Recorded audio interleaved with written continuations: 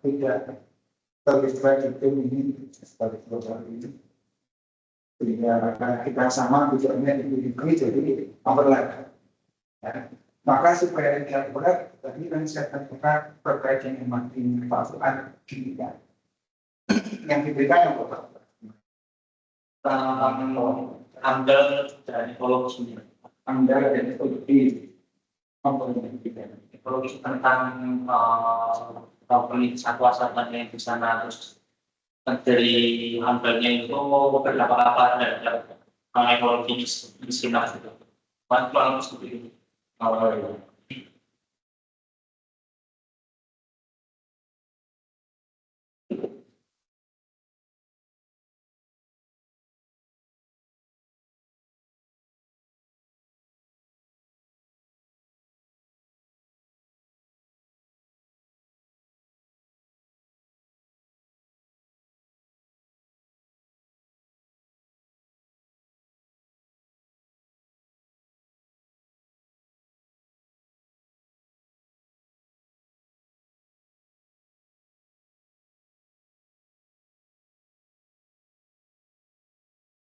Yang mudah ya.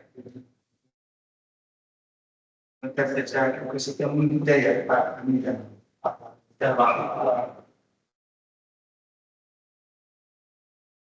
Equation properties. Ini semua sudah semua ya.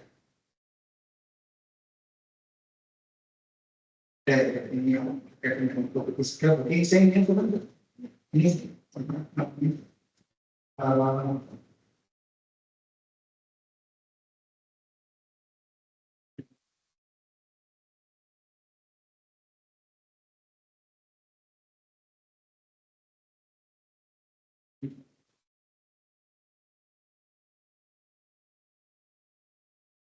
saya nomor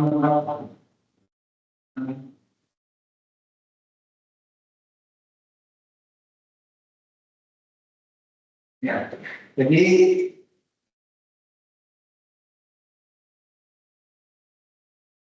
mitigasinya menggunakan kalian dulu.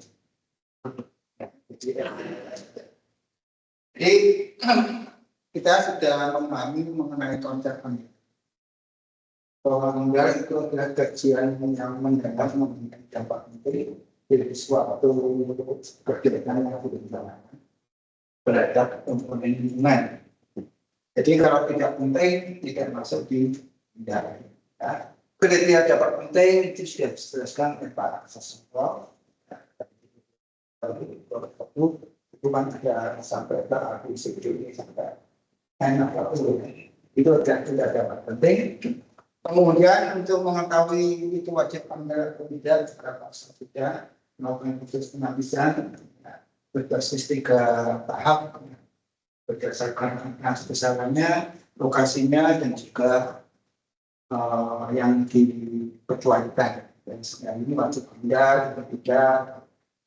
Ya, kemudian rencana kegiatan masuk amdal berdasarkan besarannya ada sudah ada di tampilan 1 dan 2 dari 04 menjadi 1. Ya. Jadi amdal itu produk hukum ya, sehingga segala sesuatunya harus ada payung hukumnya. Ya, yang kemarin Pak Sas sedang menegaskan di Undang-Undang Nomor 6 Tahun 2023 sama Undang-Undang kedua tahun 2009 dan kedua seperti itu. Kemudian peraturan turunannya teknisnya itu ada di PP 22 tahun 2021. Anda pakai tampilan 1 dan tampilan 2. Nah, itu wajib untuk dipelajari. Ya, kemudian Permen 8 nomor P nomor 04 tahun 2021 itu tentang rencana kegiatan yang mengatur amdal berdasarkan besarannya. Nah, tampilan 1 berbasis KL ini berbasis klasifikasi usaha Indonesia KPLI yang lampiran 2 itu non KPLI.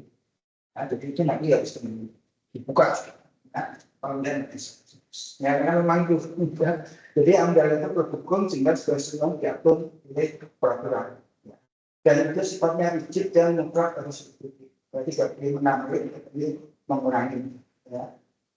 Nah, kemudian berikutnya adalah bahwa AMDAL itu adalah dokumen ilmiah. Maka mulai dari proses proses mengumpulkan data, menganalisis data, sampai melakukan evaluasi, perakiraan besaran data dan evaluasi itu semuanya berbasis saintifik. Ya. Jadi metode yang digunakan itu semuanya harus metode yang sahih dapat dipercaya. Ya. Itu semua ada dijelaskan pada waktu berangkat cuan. Ya, cuan, ya, maka itu disebut sebagai dokumen ilmiah. Jadi segala sesuatunya harus bisa dipertanggungjawabkan secara ilmiah dan dinilai berpedoman kepada etika dan moral. Nah, kemudian juga merupakan dokumen publik. Dokumen publik itu artinya setiap orang itu boleh membaca. Ya, boleh terlibat di situ. Ya, yang penting dia masuk di dalam sebagai masyarakat terdampak langsung atau sebagai penilainya di ya. Dan upaya yang mendesak untuk perlu mendapatkan informasi itu siapapun itu bisa bersurat untuk mendapatkan atau membaca dokumen. Nah, pertanyaannya, siapa yang mengusung dokumen AMDAL? Yang mengusung dokumen AMDAL itu siapa yang harus menyusun dokumen AMDAL? Jadi udah baca surat hampir tinggal dua kali ya, 3 kali catatan berapa, ini yang di depan. Oke, apa mengolah yang maksudnya harus memperhatikan sertifikat. Yang sertifikat itu hanya ini yang diminta itu, dia bukan yang yang harus dimuncul ada ya,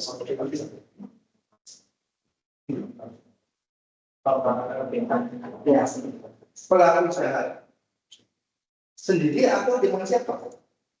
Pelaku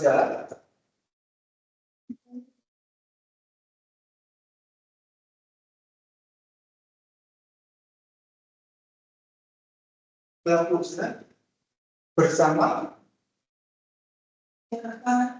mungkin pelaku usaha dan masyarakat, yaitu masyarakat yang terdampak langsung. Konsultan itu hanya bayarannya si pelaku usaha. Karena pelaku usaha nggak bisa nyusun, dia membentuk tim penyusun, ada SK. Jadi konsultan itu adalah perwakilan dari pelaku usaha. Nah, jadi dia berhak yang harus menyusun itu adalah pelaku usaha bersama dengan masyarakat. Jadi kalau perlu pelaku usaha dan masyarakat itu yang nyusun, pertanyaan berikutnya, kenapa masyarakat ini? Banyak ada yang di demo masyarakat. Pemikiran sedikit di demo itu. Nah, ini kan banyak ini. Ini menghindar dari aneh asli biasa. Matinya sebelah sini ya. Yang sebelah sini gimana? Bisa pulang kalau aneh. Oh, udah usir. Yang mana yang mati di sini? Oke, kita sambil saja. Jadi saya dari kelautan. Di sehari-hari saya di Kedung-J lantai 4, saya mengelola S2 S3 kelautan, magister kelautan dan doktor kelautan. Kalau di MIL karena M3, MIL masih di IKL, ya, sama. Itu ya, jadi saya sangat tahu dari itu pada kelas saya. Saya ngerjain undik mulai tahun 90 gitu, terus pulang. Sudah mau pensiun, sudah mau pensiun. Ya. Saya bagi Anda itu kan beban pensiun. Jadi utamanya di Undip, kerjaan campurannya nambah. Itu aja bukan karena keinginan, jadi itu kecelakaan.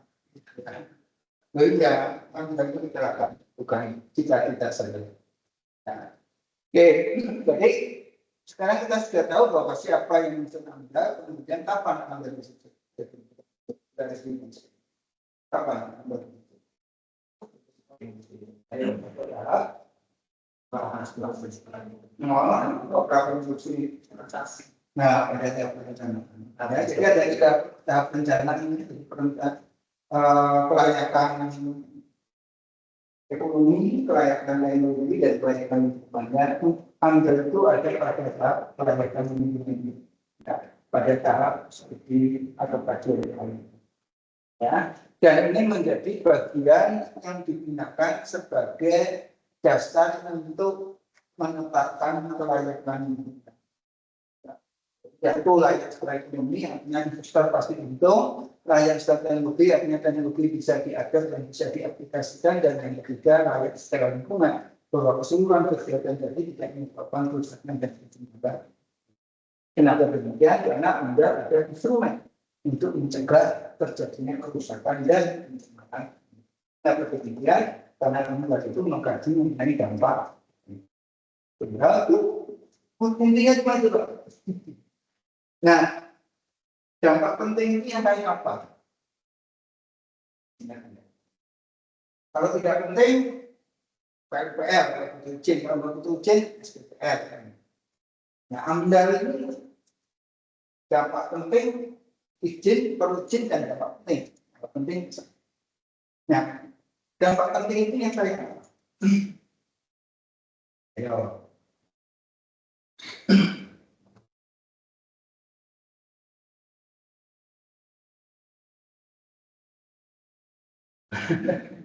Dan jangan lupakan ini karena di awal kan kita ada bahwa AMDAL itu adalah kajian yang mendalam mengenai dampak penting. Nah, maka dampak penting itu kayak apa? Bedanya dengan tidak penting itu apa? Sehingga kita tahu ini penting ini, oh tidak. Oh itu kan kriteria dampak penting itu yang perakiraan sifat penting dampak dengan tujuh kriteria. Nah, ini secara keseluruhan sebenarnya dampak penting ini perubahan signifikan ya, yang menyebabkan perubahan yang signifikan, perubahan yang mendasar. Ya. Nah, perubahan yang mendasar itu apa? Itu ada di kriteria itu pasal berapa? Dan apa? Berapa seksual? PP biasanya pasal buka PP sekian, pasal sekian, ayat sekian. Sehingga terjadi kesalahan dalam proses Anda, konsekuensinya apa? Buka pasal sekian, ayat sekian dibaca. Nanti pasal sekian. Karena dia itu diambil. Oke, jadi kita sudah tahu bahwa rencana kegiatan itu yang menghasilkan dampak penting itu harus menyusun dokumen AMDAL. Ya. Nah, dampak yang terjadi sumbernya dari mana? Sumber dampak yang juga jadi AMDAL itu sumbernya dari tahap-tahap kegiatan. Ya, kita tahu dari deskripsi rencana kegiatan. Dari deskripsi kita bisa melihat dampaknya. Deskripsi rencana kegiatan ini merupakan sumber dampak. Menghasilkan dampak, dan itu dampak itu akan sampai ke komponen lingkungan, menyebabkan terjadinya perubahan di dalam komponen lingkungan. Ya, komponen lingkungannya ada fisik, kimia, ada biologi, ada sosial ekonomi, ada kesehatan masyarakat. Ini adalah penerima dampak. Penerima asettor dampak. Ini adalah penghasil dampak. Ini penghasil keluar dampak tadi sampailah ke lingkungan. Jadi kalau ini ada tapak rencana kegiatan, berarti kegiatan itu ada di sini.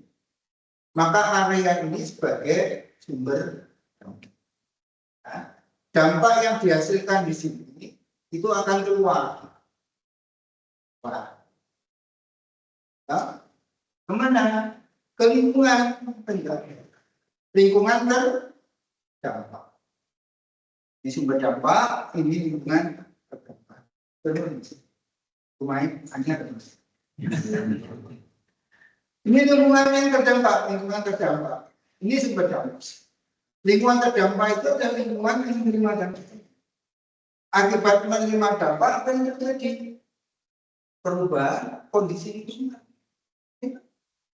Nah, di dalam perakiraan dampak tadi, Anda memperakirakan perubahan-perubahan yang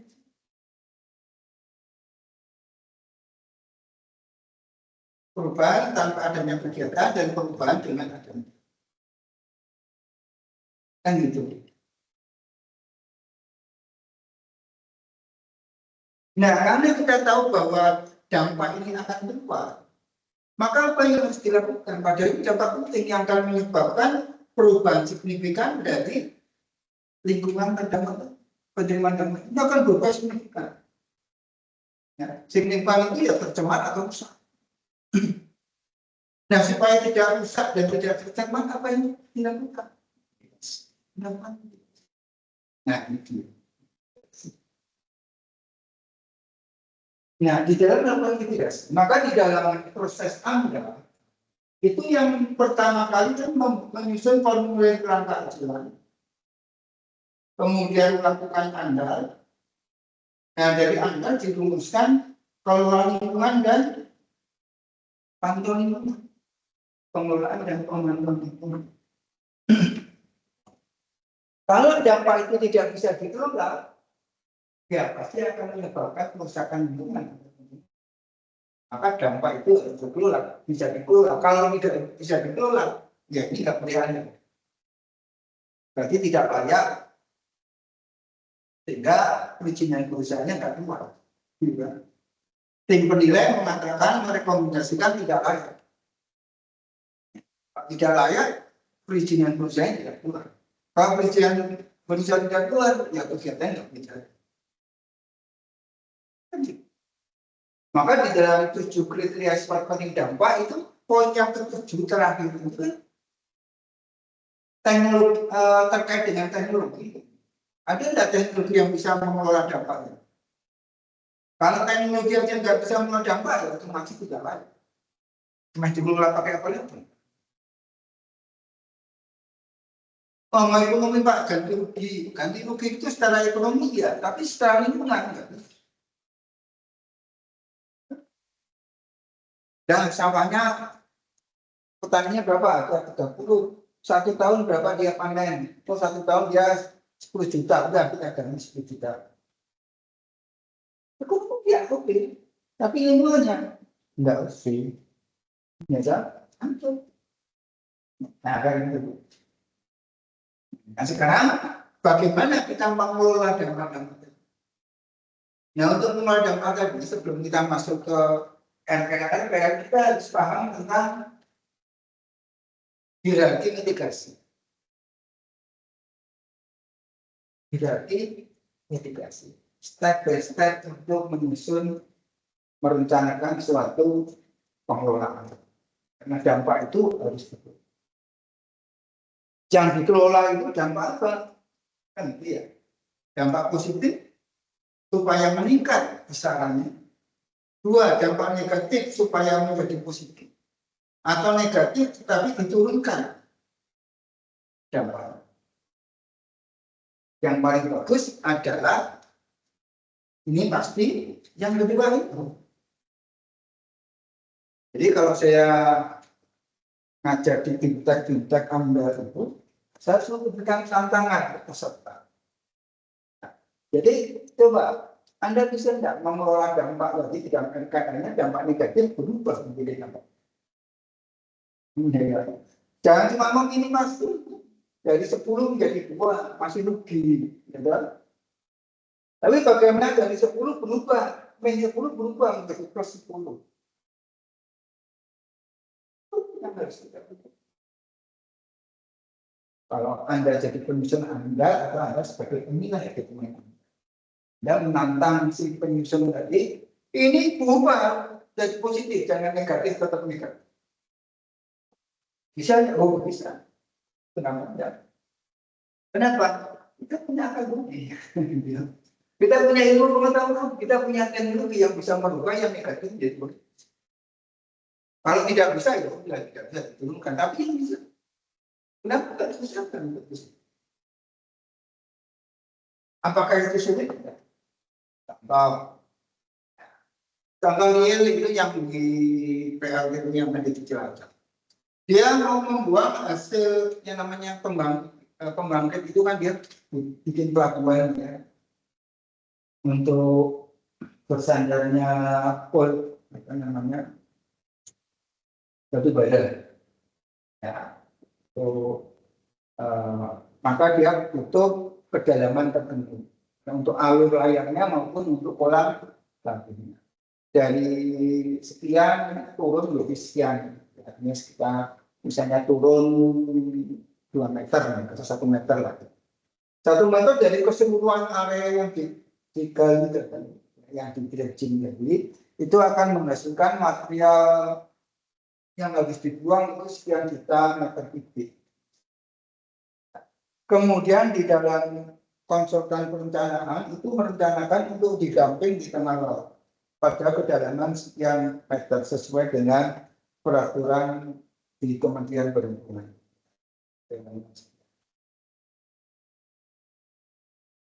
Satu sisi pada waktu dia dredging itu sudah menimbulkan dampak negatif. Ya. Yang kedua, pada waktu dia didamping dibuang di sana, itu juga akan membangkitkan dampak.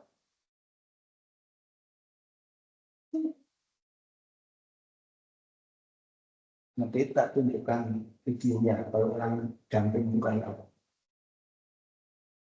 Ini tidak pernah ada yang jangan sudah. Atau dari TLH yang sudah pernah menilai. Kalau ini diterangkan ini. Bentar, ini tidak kenalan dulu dari mana? Dari mana? Dari akuntansi kerja di luas mana? Langsung di bawah. Nanti kita kemana? Insya Allah. Tapi kita juga sama dari masih kerja di tempat di pegawai. Artinya sama presiden dari Mau pulang tidak ketemu saya, tidak apa. Temperamen saya kayak apa dulu, biasanya kasih tahu ya, bismillah. Oh iya, bagian besar yang ujian skripsi itu nangis ya. Oh, begini, anak buahnya Pak Muhammad. Oh, Nes, ya. Itu dari saya nanti Pak dari teologi. Kerjanya? Saya kerja di gereja Pak. Oh, gitu. Nggak apa-apa, email. Ini nggak apa-apa. Ya karena gereja itu kan sekarang juga menutup lingkungan ya. Pakai daya alam semesta yang harus dijaga. Saya kerjanya kesehatan lingkungan di INS. Oh, ini Pak Selamat ya. Ya. Saya Pak. Di PDT. Ini nggak ada pekerjaan lebih, cuma saya bisa yang bisa pemain yang banyak sedikit dalam. Cuma nggak ada pekerjaan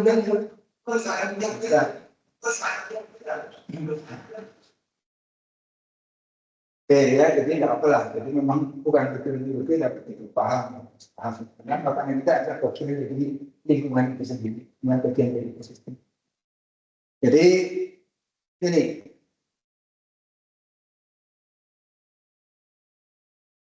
Ini sifatnya umum ya, sifatnya umum, kemudian nanti kita bisa mencontohkan karena sistemnya itu maka saya akan tunjuk di sana seperti kita percobaan dari itu. Jadi Ini saya tunjukkan dulu.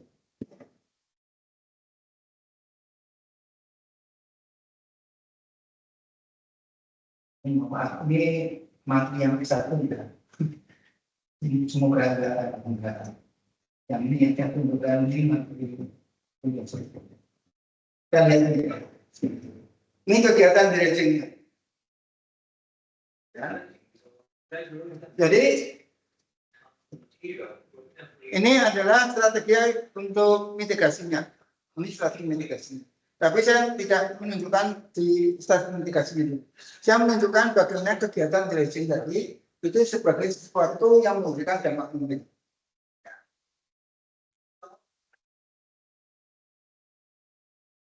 Jadi semuanya mesin-mesin itu mengambil material di dasar. Jadi ada yang menggunakan semacam apa ya, semacam kayak klem, ya, klem yang gede. Kemudian ada yang disap dari bawah. Ya. Ini ada hasil dari tadi disap, kemudian ini didamping di darat. Nggak ada masalah kalau didamping di darat. Ya. Tetapi kalau didamping di laut itu masalahnya begini. Jadi ini ada alat untuk menyedot bawah. Kalau itu lumpur maka dia bisa. Untuk meredam supaya tidak terjadi padatan yang di bawah itu naik ke atas. Ya, terjadi suspensi. Ya. Nah, kemudian untuk yang terkait dengan dampingnya,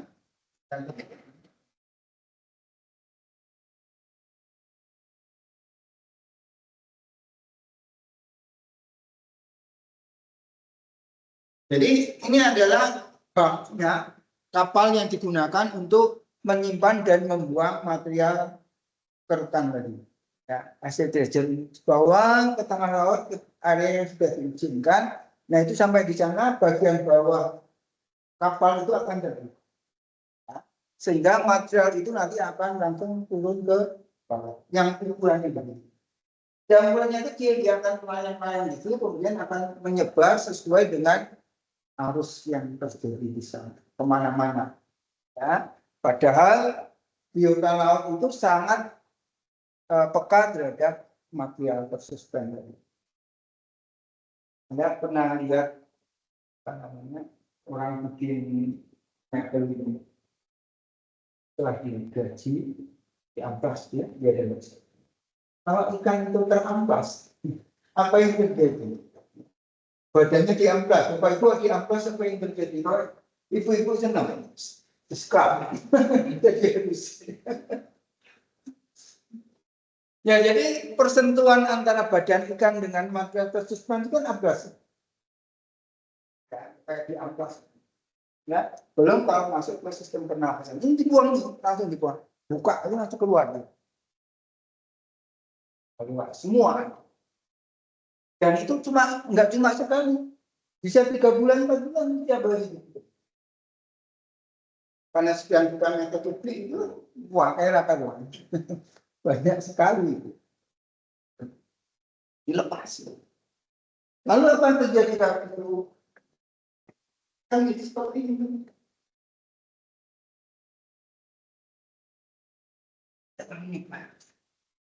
Mana-mana ini. Kalau cuma material tersuspensi saja mungkin nggak begitu ya. Hanya abrasi saja.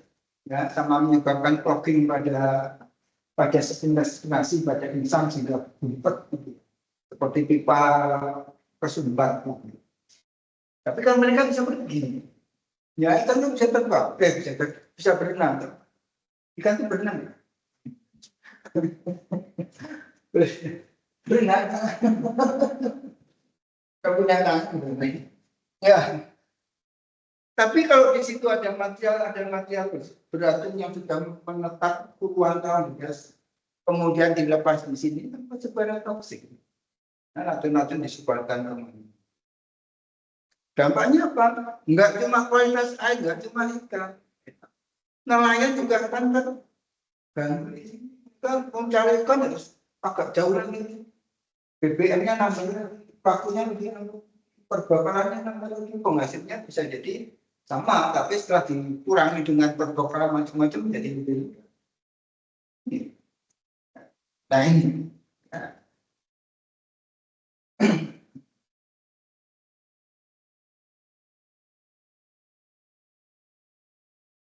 ini kan dapat dulu ya, bagaimana muka ini enggak sepenuhnya. Yang misalnya saya kasih contoh di sini ada PLTU. Semarang itu ada PLTU Tambak Lorok. Di Jepara itu ada 6 PLTU.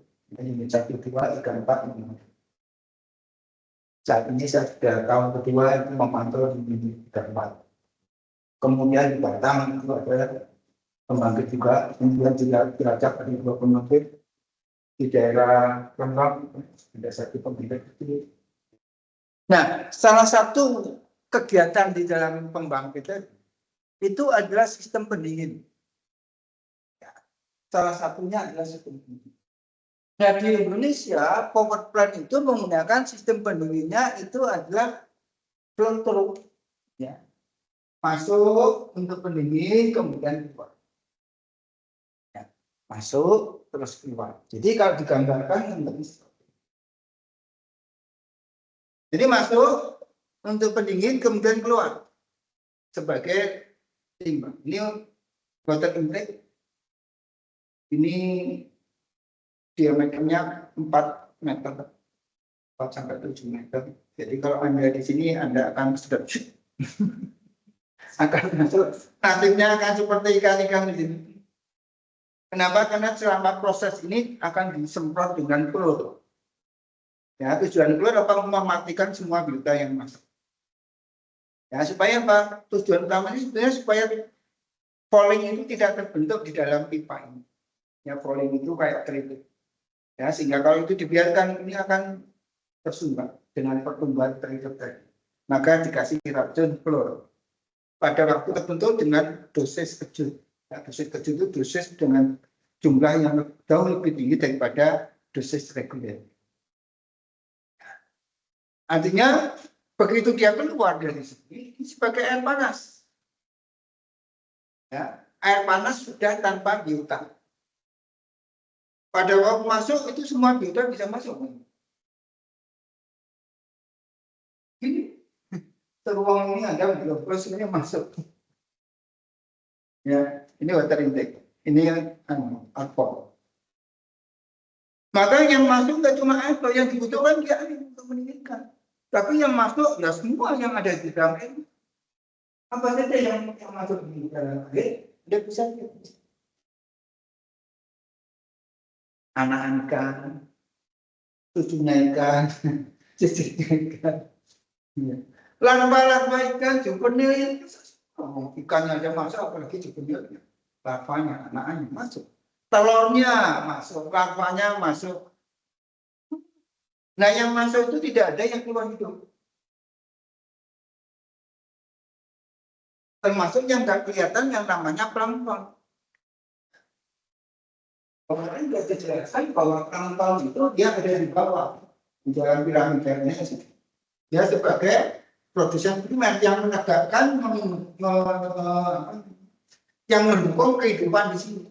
Konsumen 1, konsumen 2, konsumen 3, predator. Kalau ini tidak ada, ini semua hancur. Yang nggak ada kehidupan. Kehidupan itu diawali oleh plankton tadi, produsen primer, yang mengubah energi cahaya menjadi energi kimia yang bisa kita gunakan. Yang mengubah CO2 menjadi karbon yang bisa kita gunakan. Kalau nggak ada dia, nggak ada bahan organik. Bahan organik pertama disintesis oleh si plankton itu. Pentingnya stompor. Ya, kan gitu. Nah, kalau itu habis masuk, penurunan produktivitasnya turun. Kenapa? Karena ini habis. Kalau ini nggak ada, ya atasnya berkurang. Pada waktu dia masuk itu penuh dengan kehidupan. Pada waktu keluar tidak ada titik. Dan di sini panas. Ini warnanya merah ini. Kalau kita masuk angin, dikeluarkan kan warnanya sudah berarti kita panas. Udara itu warnanya apa? Merah, kan tahunya. Nah, kalau masuk angin dikeluarkan itu warna anginnya, anginnya warnanya merah. Ya, kan gitu deh. Nah ini. Nah di sini mereka yang tidak tahan panas, mereka yang suka panas datang. Kan gitu. Terjadi perubahan komposisi. Kalau komposisinya berubah sebagai suatu ekosistem, jasa ekosistem. Jadi ekosistem itu menghasilkan jasa ekosistem. Kan dia ada 4 ya. Kemudian kan jasa 4 jasa ekosistem. Nah, salah satunya adalah jasa penyediaan. Jasa penyediaan. Penyediaan ini penyediaan makanan misalnya. Kenapa turun? Ya karena kehidupan juga ada. Dari sini maupun dari sini. Menyebabkan penurunan. Ikan-ikan akan berkurang. Jenisnya juga berubah. Bisa jadi yang ada sekarang sudah nggak komersial lagi. Harganya murah. Banyak, melimpah. Ya, tapi melimpah dapat. Ya. Dapat satu tapi mahal. Daripada banyak, tidak ada harganya. Anda punya kerupuk 100, ya? Dengan ayam 10, milih mana? Milih ayam 10, ya? Jauh lebih banyak, ya kan? Betul daripada yang kecil, sama seperti itu. Ya. Nah, di dalam amdal itu kan kecil-kecil kayak gitu. Jadi aku tahu itu. Ekonomi lingkungan itu kayak gitu. Memvaluasi apa yang ada itu dalam bentuk plankton itu, namanya plankton yang itu dia merosot CO2, gas rumah kaca, menyebabkan peningkatan pemanasan global. Kalau ini hilang, kemampuan itu sehingga akumulasi gas kaca itu semakin tinggi. Yang kedua, dia menghasilkan oksigen yang diperlukan untuk kehidupan. Kalau hilang, berapa banyak oksigen yang lepas yang tidak bisa diisi? 1 liter oksigen itu berapa? Nah, akuntansi yang ketemunya gitu. Ada naik kontak, ada harga ayam. Ayamnya jantan betina. Betina ini kalau bertelur biasanya telurnya sudah 10, kalau itu nambah semua, ada 10 betina semua. Itu terus. Anda ganti begini gitu. Kan gitu. Itu kan valuasi ekonomi.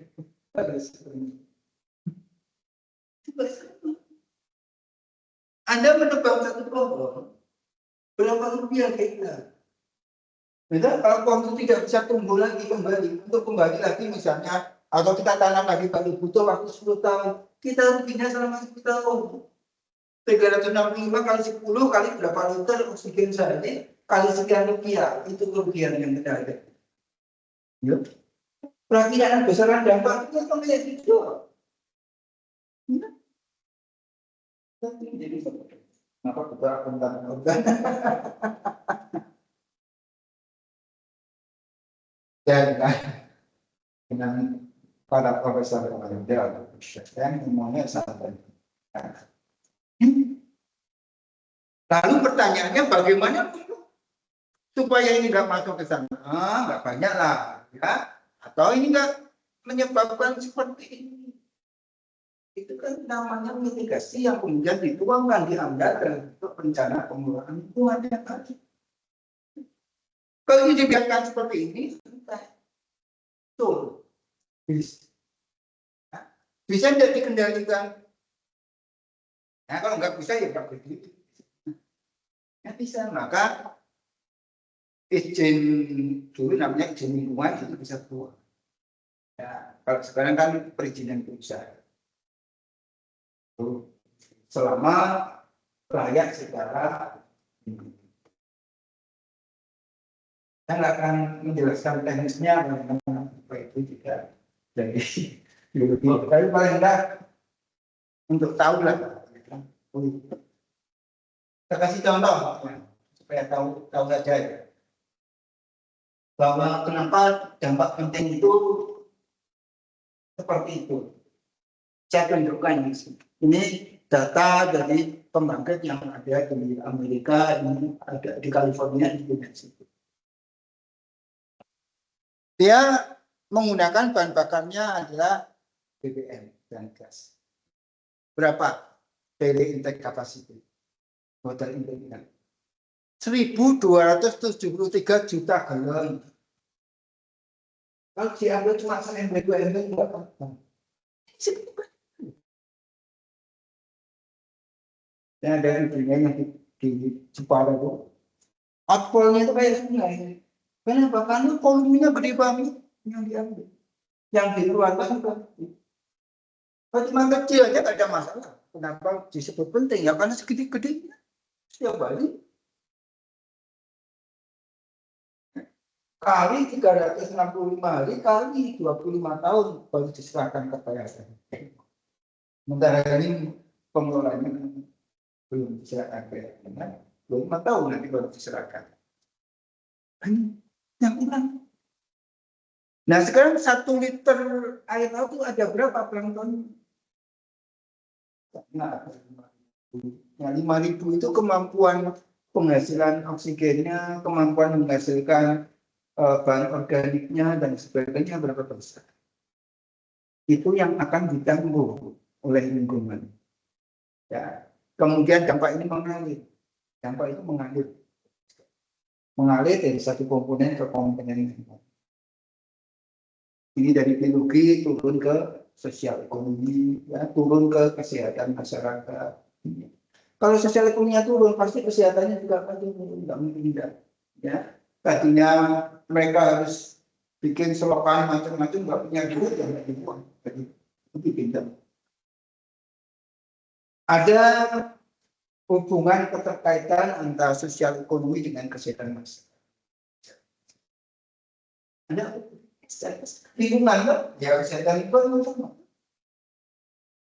Kaitannya kan dengan itu, dengan ekonomi. Kalau dengan ekonomi yang bagus, pasti lingkungannya sehat.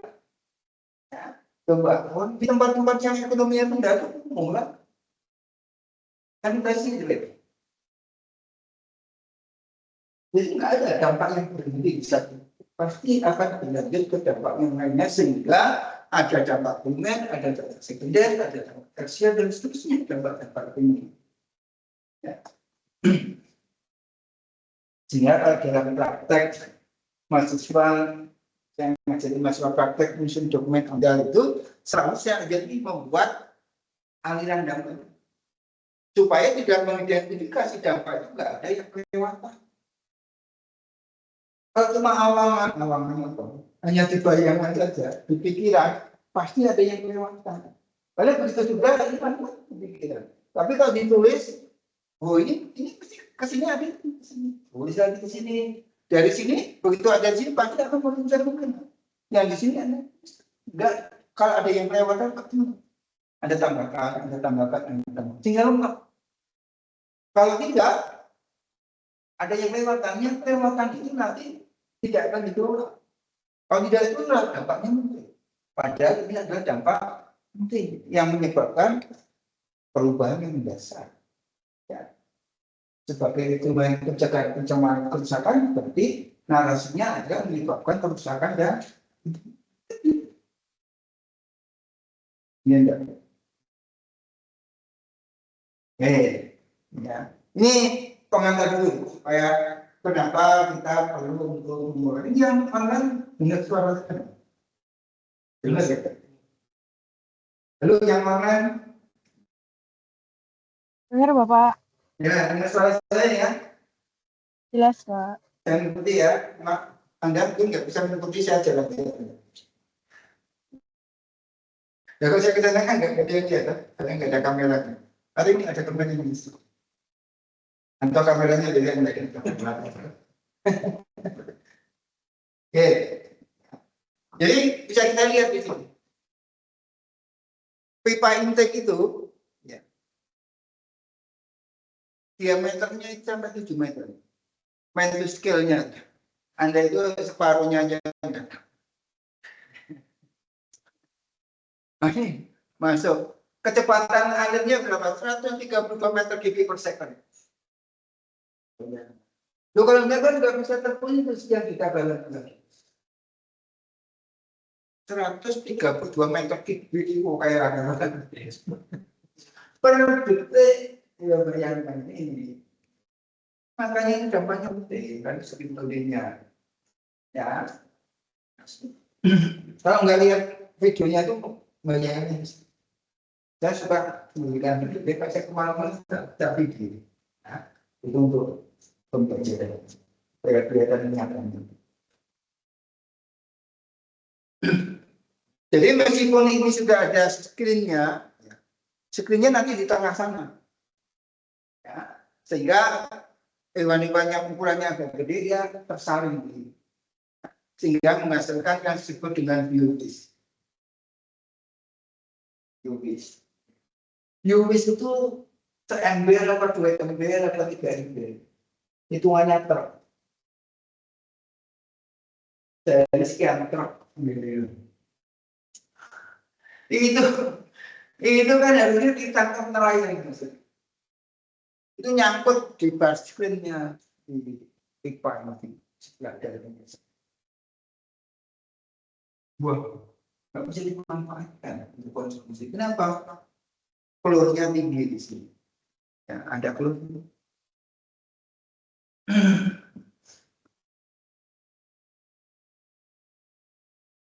Tidak mungkin. Tidak menakutkan, tapi inilah kenyataan. Di Anda itu kita ngitung-ngitung kayak gini. Kalau cuma bikin hotel, kecil. Ya, dampaknya apa sih? Jawabannya cuma hilangnya ruang terbuka, sama air limbah yang dihasilkan, sama pengunjung yang datang. Jangan-jangan pengunjungnya itu bawa penyakit menular. Ya, kemudian banyak lain-lainnya yang terkait dengan kebutuhan dari pendatang-pendatang. Ya, yang kaitannya di tanah budaya.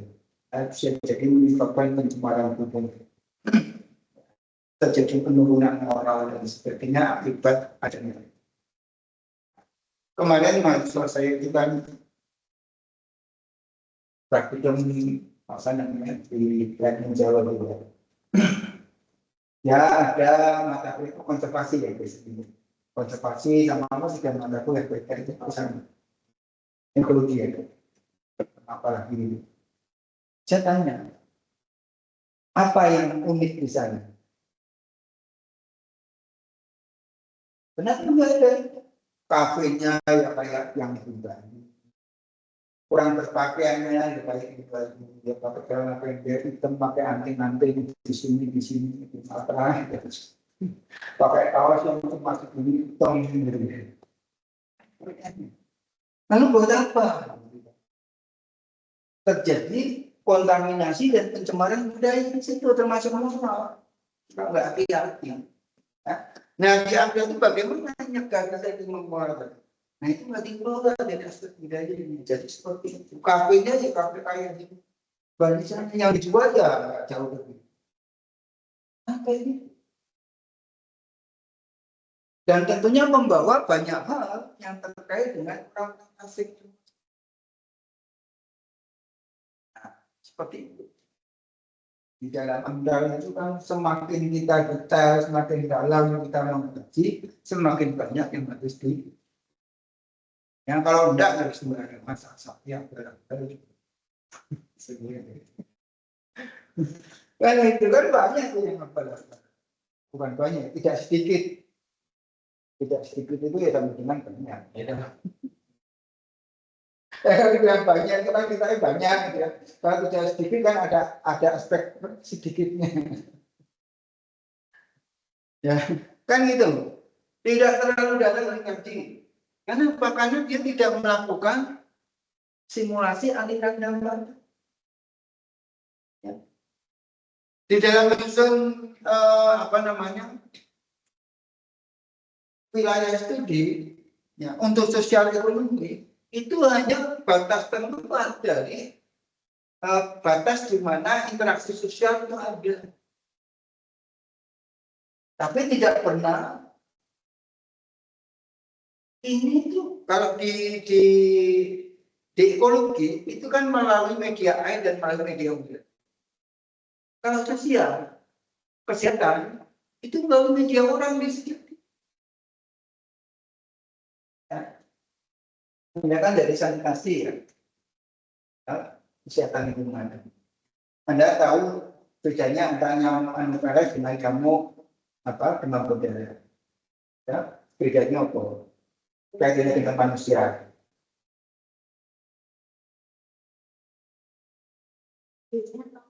Enggak, kaitannya dengan manusia, dengan pergerakan manusia.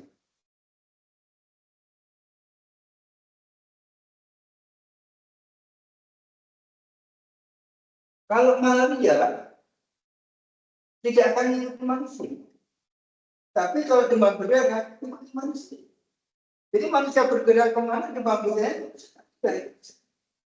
yang tidak ada tidak ada. Malaria tidak ada. Pendek di sini, nggak akan berpindah ke tempat lain. Nah itu bukan di situ mestinya pergerakan manusia sebagai pembawa perubahan. Sampai di dalam sebagai batas wilayah studi, nggak cuma sekedar di mana berinteraksi yang paling pertama ketemu itu menjadi sebagai batas wilayah studi.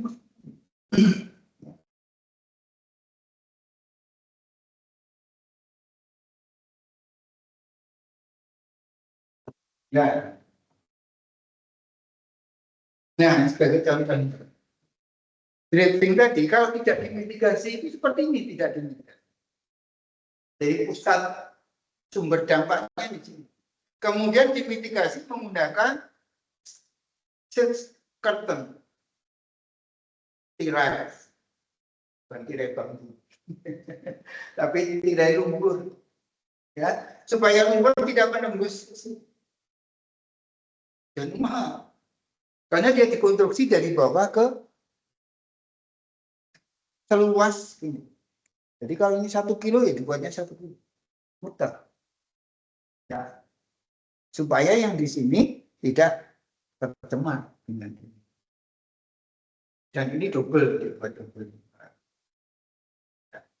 Biasanya 1. Kelihatannya ini yang tidak terganggu, ini yang terganggu. Biaya masang ini mahal banget. Jadi lingkungan itu mahal di sini supaya dia tidak terganggu. Misalnya kegiatan seismik pencarian sumber-sumber minyak, dia melakukan seismik blasting, seismik dan blasting. Ya. Bisa dilihat ini satu titik, nah dia meledak.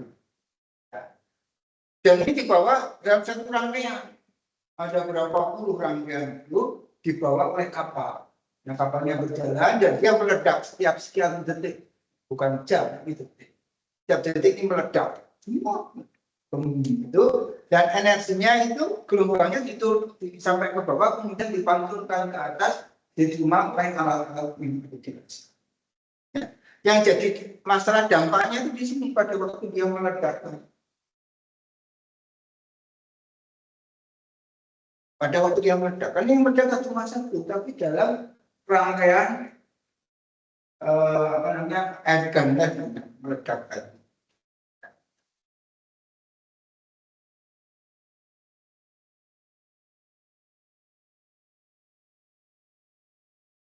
Ini dampak-dampaknya yang bisa dilihat.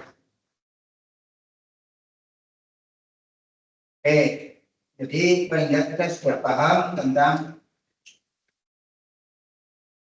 Kenapa dampak itu perlu dikelola? Ya, yang itu regresi. Supaya ada linknya.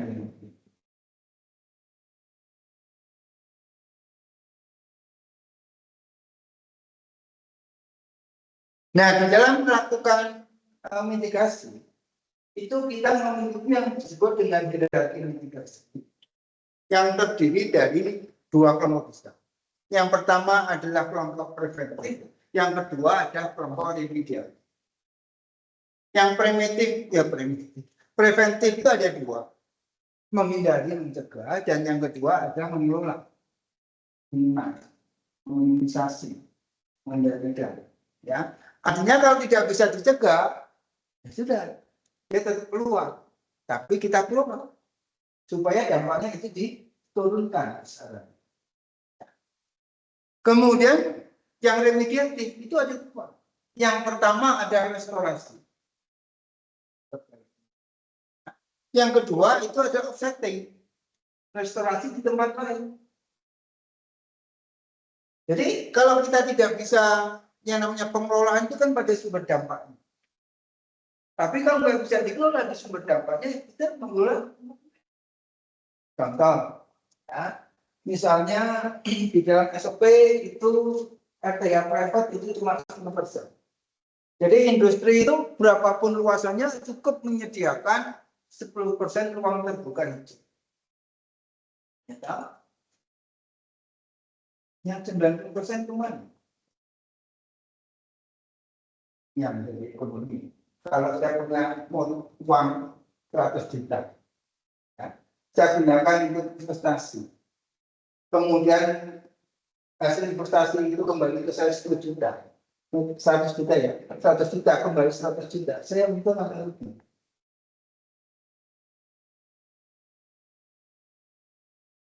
Impas saja itu tinggi, Pak. Nah, apa cuma dikasih 10%, balik 100% aja masih. Keuntungan itu kalau di bahasa lingkungan itu adalah apa? Kontribusimu ke lingkungan itu mana? Anda tidak meningkatkan kualitas lingkungan, tapi menurunkan kualitas. Maka di dalam pengelolaan itu, 4 ini harus jalan. Jalan semua itu baru pas masih rugi. Nah, 100 juta balik 100 juta. BIP.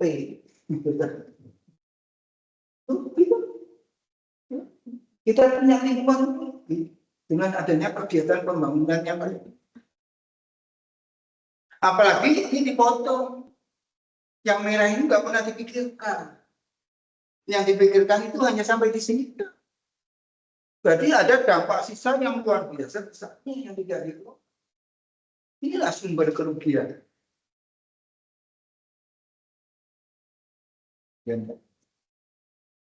Nanti pakai para SM, pengambil kebijakan.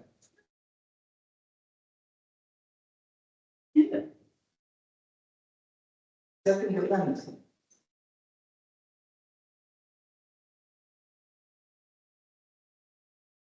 Ini ada dampaknya tuh di sini nih, seluas ini selipet.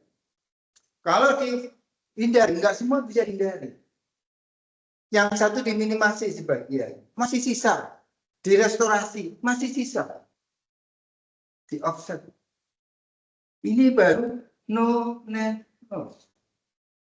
Baru impas.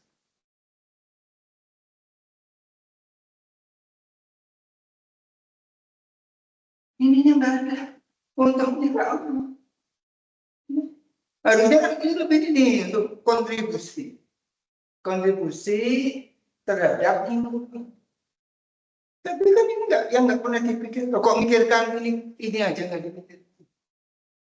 Hanya berhenti sampai di minimisasi. Sebagian besar.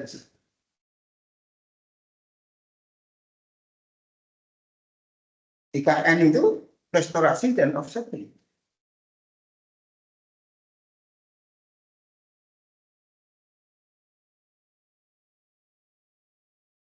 Undip.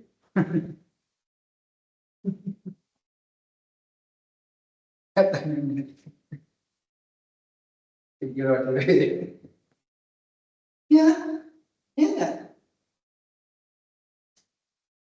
Kemarin Pak, kalau di Jawa tuh susah untuk di sini, offset itu susah, nggak ada tempatnya lagi.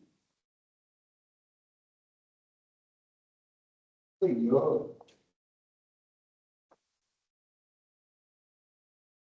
Nah, offset ini apa yang tidak bisa dikelola di sana, perbaikanlah di lingkungan-lingkungan yang kritis-kritis itu diperbaiki, dipulihkan. Dia nggak bisa memulihkan di tempatnya sendiri karena itu tempat usaha. Dia memulihkan tempat lain yang rusak, ya, supaya bisa sembuh. Yang sudah dilakukan di sini offsetting itu di utara. Ya, di utara. Jadi kalau dia menggunakan kawasan hutan, maka dia harus mengganti lingkungan 2 kali. Di tempat lain untuk dihutankan. Ya. Supaya tidak hanya sekedar itu, tapi ada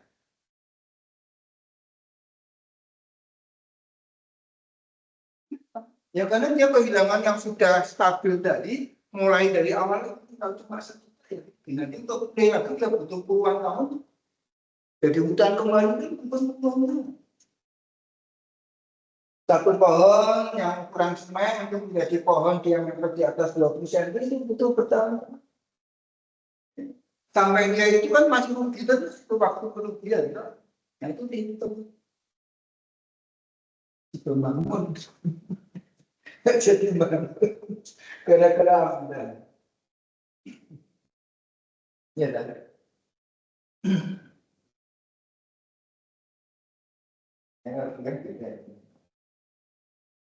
Ya ada variasi. Ini, nah maka kita harus memahami tentang hierarki mitigasi. Nah ini nanti akan kita terapkan di dalam RK konsepnya seperti ini. Di RKLPR juga sama, dia menerapkan 4 ini, tetapi tidak secara apa ya, secara tekstual itu menyebutkan seperti ini. Menghindari, meminimasi, bisa lihat. Sampai jam berapa? Jadi mungkin saya sampai jam 2:30 ya. Saya harus senang yang pulang ke sini. Saya dulu juga jadi mahasiswa lama, jadi kalau pulang ke sini tentang kosong itu semua kosong dan juga itulah kosong bisa jalan-jalan mall, jalan mall. Jadi mall dulu makan, kemudian kamu jalan-jalan dulu, saya ngejar kita ambil. Nah jadi ini.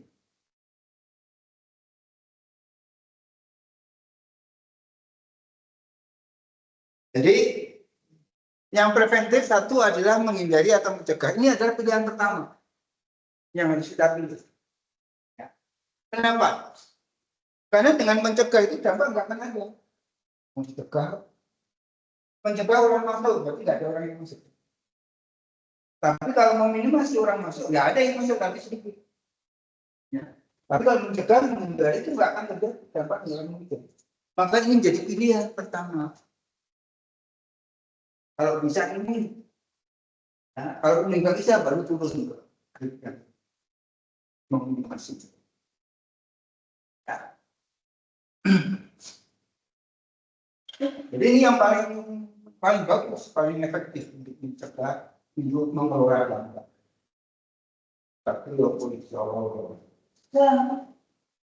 ya, di kelautan itu jargonnya itu kalau undip itu apa? Undip bermanfaat, bermartabat. Kalau kita FPIK bisa. Undip jalur apa bisa? Undip tidaknya bermartabat, bermanfaat, FPIK bisa. Wes tak turuti kan mau ini. Bisa asal kita ada kemauan. Malah bisa karena biasa. Anak saya itu masih TK itu punya software gini. Kalau aku mau aku bisa. Masih kecil dia. Kalau aku mau aku bisa. Sampai sekarang itu bawa terus. Nah ini ya, jadi menghindar. Nah menghindar ini, nah, nomor satu, ya menghindar tadi, misalnya terutama ini bisa diterapkan pada tahap perencanaan. Jadi jalannya lewat sini, ya gambar apa namanya, set-plan-nya nanti misalnya untuk bikin salah satu proyeknya adalah membuat jalan masuk atau apa. Nah kemudian ternyata jalan yang sudah dibuatkan melalui kota itu melewati makam keramat misalnya, makam leluhur yang dikeramatkan oleh mahasiswa, oleh masyarakat. Maka untuk menghindari, supaya dampak itu tidak muncul, ya gampang. Startnya di mana? Jalannya dibelokkan, nggak nyampe. Nggak jadi, dampaknya bahkan itu. Karena dia nggak, kalau lurus dia kena, maka dibelokkan. Itu di konsep. Kayak di Tegu Batang itu ada satu pohon yang tidak berani ikut, nggak berani ditebang, hanya satu nyawanya udah habis. Ya. Karena itu dikeramatkan oleh muslimah setiap tanggal berapa, bulan apa, hari apa, pasaran apa, itu banyak orang datang ke situ. Wah terserah kita mau bilang apa, itu kepercayaan masyarakat sudah. Nah, itu dikonsep. Sehingga dampak keresahannya kan ada. Karena sumbernya di situ. Coba yang kalau jalan-jalan ke Batang dulu, ya ada satu pohon di pinggiran itu sampai sekarang masih. Ya. Kemudian di Magelang itu dulu mau dibuat bendungan. Kemudian as bendung itu ternyata berdekatan dengan kuburan tua itu. Ya. Dikasih solusi supaya ini nanti akan dipindahkan. Ini kan nggak mau. Ya sudah, kalau nggak mau mau dipaksakan, paksakan boleh bisa saja. Tapi waktu itu kan bertepatan dengan pilihan bupati. Masa bupatinya berani berisiko, ya? Akhirnya teman saya itu sudah dini-dinian sama Arif ya, susut ini mau ngambil data, lari, ya mau. Kayak ini yang di Pati itu teman saya itu sampai di Sandra, yang sama masih lagi. Karena penolakan yang luar biasa di Pati semua. Jadi ini bisa dilakukan. Kayak tadi, ya PLT tadi. Untuk menghindari supaya tidak ada air yang diambil yang mineral, sistem pendinginnya adalah kering, tidak menggunakan cooling water system. Bisa nggak? Oh bisa, tapi mahal. Kalau untuk menurun itu gampang. Jadi air panas tadi jangan dibuang, tapi masukkan di suatu lambung, suatu kolam yang gede, yang sebelumnya ditembakkan ke atas dan suatu menara supaya menjadi pendinginan ya, perpindahan suhu ke udara. Ya, kemudian setelah turun maka dibiarkan beberapa saat akan dingin, digunakan lagi sebagai pendingin. Jadi sirkuler, ya, sirkulasi. Kemudian penambahan dari air dari laut dengan pemik abu tersebut yang menguap akibat pemanasan. Sehingga akan meminimasi ya, air yang diambilkan juga menghindari limbah panas. Limbah panasnya terhindari, dicegah. Ya, penggunaan air yang gede tadi diminimasi dengan sistem tertutup, bukan lagi sistem tertutup. Ya. Ini bisa kita pikirkan dan bisa kita lakukan. Kemudian yang ketiga itu restorasi. Artinya memperbaiki lingkungan yang terdampak. melakukan restorasi. Setelah proyek selesai, masih ada di sini jajaran-jajaran oli, ya, macam-macam, bersihkan kembali, didekontaminasi, kalau ada mungkin di situ ada kliniknya untuk pekerja, itu harus dikonversi, ya,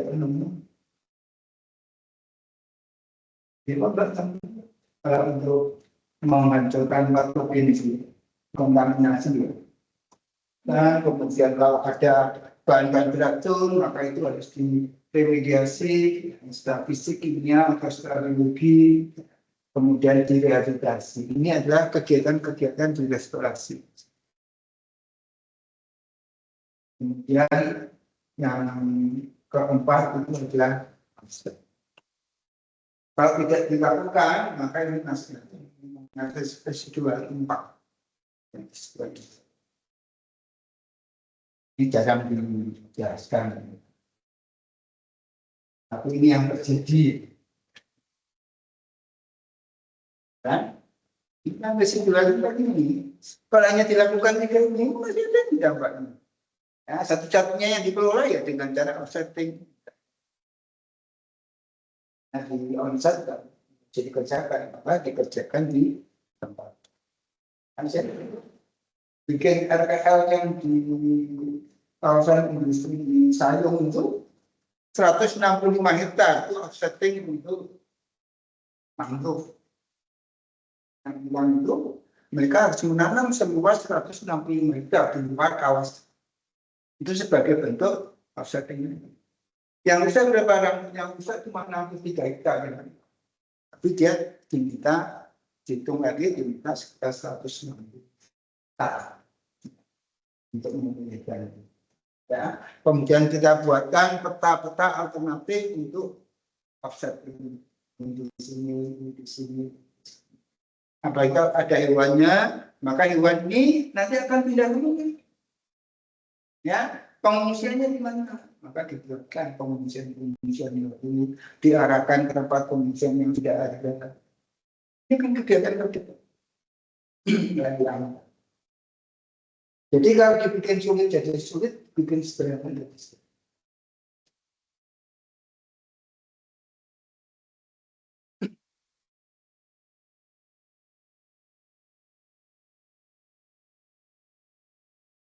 Nah, kemudian itu semua itu dimunculkan di dalam AMDAL itu sebagai RKL.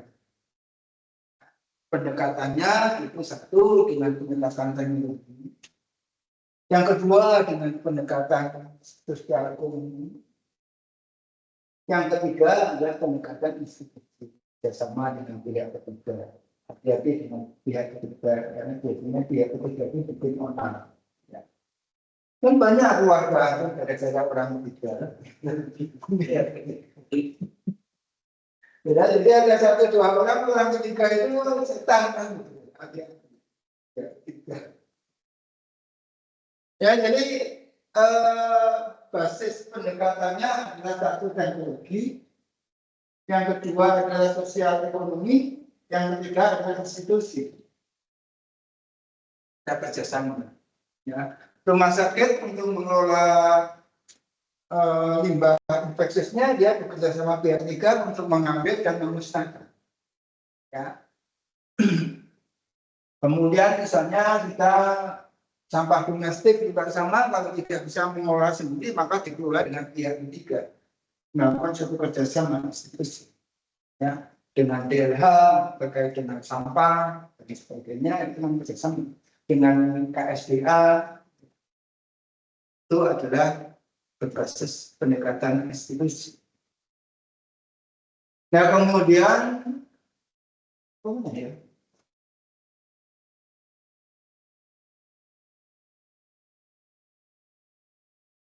ini contoh ya, ini. Ini pengelolaan yang salah. Ini pengelolaan tidak benar nih, dikasih pagar supaya hewan dari sini nggak bisa nyebrang. Misalnya membuat jalan tolnya Pak. Jadi, nah ternyata ini jadi masalah. Terus ini siapa sih main nyulung? Enggak.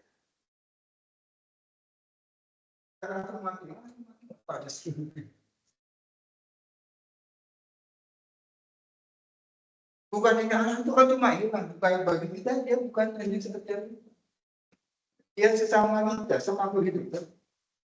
Punya nilai yang sama untuk kehidupan. Ini nggak bisa disepelekan, oh, cuma kucing aja nggak bisa. Yang saya bilang, nanti kita mungkin seperti itu.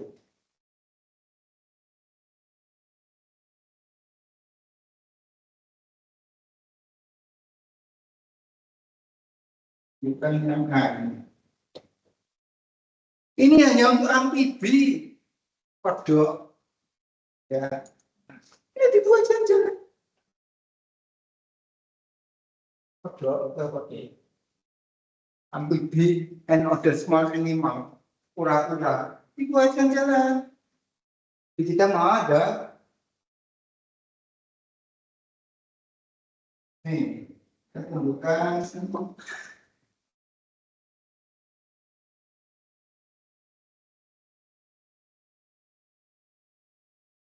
Nah, itu ada rambu-rambu crossing areanya si kura-kura ini, hati-hati di situ ada kura-kura menyeberang. 50 mil ke depan ini akan ada banyak rusa. Menyeberang, hati-hati, kecepatan diturunkan. Supaya lewat mereka itu aman. Ini juga sama. Sudah dikasih rambu-rambu, masih dikasih jalan keamanan.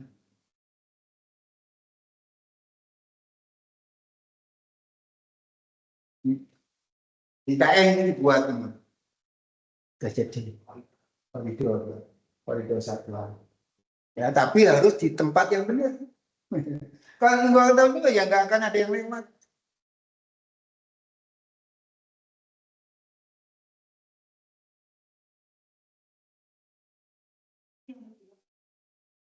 Ya ini harus yang overpass, underpass. Saya tunjukkan di sini. Ini kan harus dibuktikan kalau ini dipakai yang fungsional. Ini kan harus ada terminal tersembunyi yang membuktikan bahwa penyeberangan itu memang fungsional. Ya, harus dibuktikan. Ya. Nah, kan siapa saja yang memang berapa itu hitung. Kemudian juga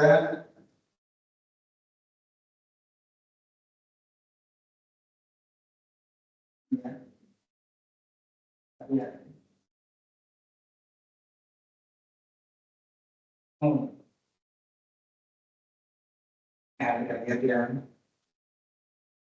Ini membuat pengelolaan ya, terhadap primata akibat dari pembangunan jalan. Ini aja, ini jalan ya. Ini tempat mereka, yang mereka ngumpul di situ biasanya di situ. Ya. Nah,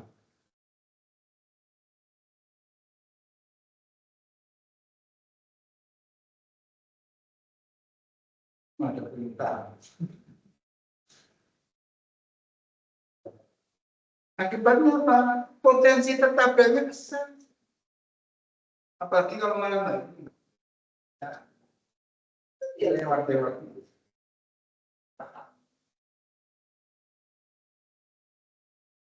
Nah, semuanya yang nyebrang lama. Kok enggak kasihan anaknya?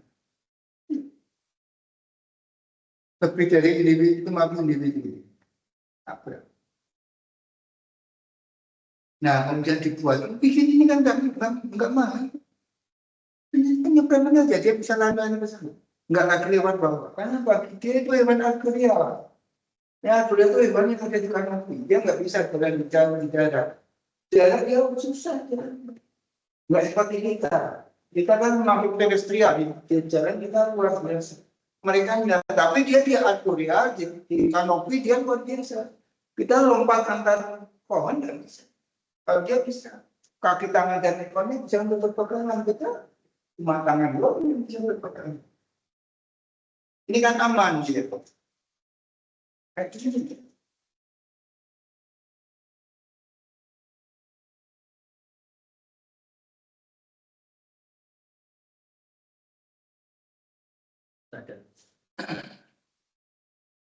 Ya, itu cerita ya. Cerita pengelolaan. Ada yang mau didiskusikan seperti ini kan? Jadi mahasiswa itu kalau angkatan itu hanya dua saja. Apa? Pak, izin mau ke belakang, saya mau sholat. Yang kedua apa? Waktunya habis. Lebihnya enggak ada. Kalau ada jalan. Oke, gitu saja. Saya cukupkan dulu. Mohon maaf, tidak bisa sampai selesai. Mungkin di depan bisa full. Ya. Jadi ini yang saya sampaikan sementara terkait dengan dasar-dasar untuk mitigasi. Ya, nanti minggu depan kita masuk ke terkait dengan tersebut. Ini yang di online kalau mau bertanya silakan, ini juga bisa bertanya. Ada pertanyaan yang ada di tempat menjawab di sana? Nggak ada? Nah, nggak ada kehidupan. Oh, ada. Saya pikir nggak ada kehidupan. Jadi saya mencoba dari kedua kitanya mau online atau offline. Nggak online Pak, nggak. Daripada online kita kasih slide-nya saja.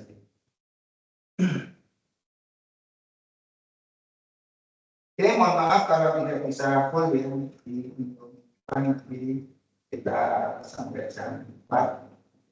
Yang Jumat ada kuliah enggak? Ya, yang malam itu ada itu bukan?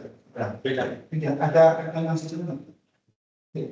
Karena Jumat itu saya dari pagi, kemudian kuliah sampai siang, jam 4 itu ada praktikum sampai jam 7. Jam 7 ya harus turun di sini. Sampai jam 9. Yang bikin yang juga dosen dulunya sudah gabung. Oh, udah digabung. Berarti udah gabung di sini? Belum. Oh, kenapa sudah hampir gabung saja?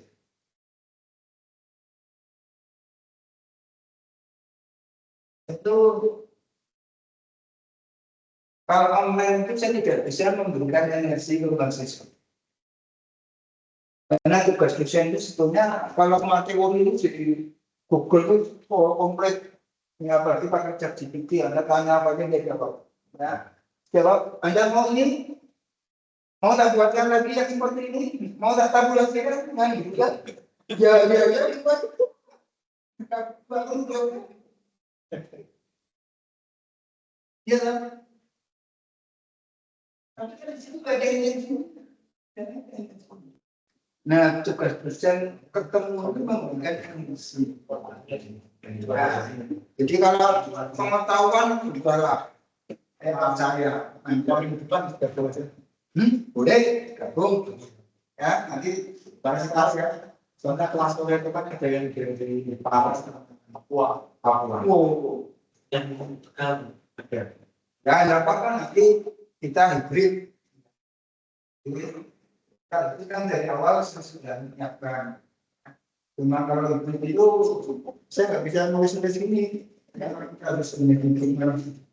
Karena manusia itu jalan.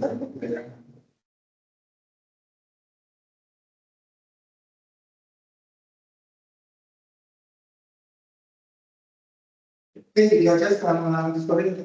Terima kasih banyak.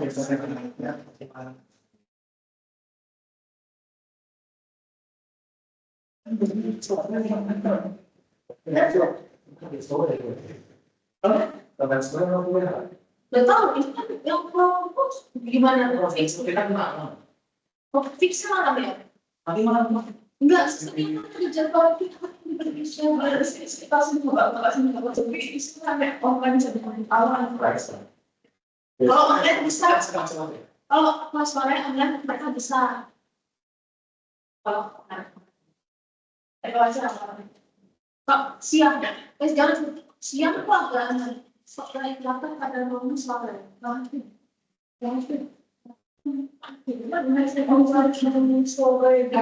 Oh, buat kamu ini masalah bertanya kelas itu nama outfit Ada baru sampai baru masuk dengan saya Rekomendasi ya, Mas. Aku kalau uang sebenarnya bisa Nah, pas masuk siang langsung. Kamu coba ini. oh ini jauh Saya pernah ngaji saya belum mau orang yang saya aku pernah dari yang bisnis. Aku minta dulu bikin sih. Selama ini aku kalau kan sing ngelu kan sudah bisa. Soalnya sing dulu itu sing gue apa ini sing ini. Masih belum terus